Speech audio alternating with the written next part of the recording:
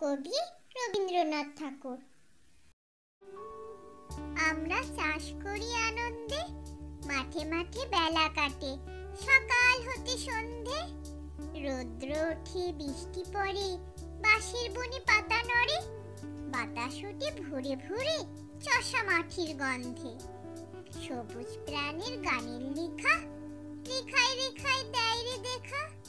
মাতের কোন তরুণ কবি নিত্য দোদুল ছন্দে। ধানের শীষে পুলক ছোটে, সকল ধারা হেসে ওঠে, অঘ্রাণেরই সোনার রোদে, পূর্ণিমারি চন্দ্রে।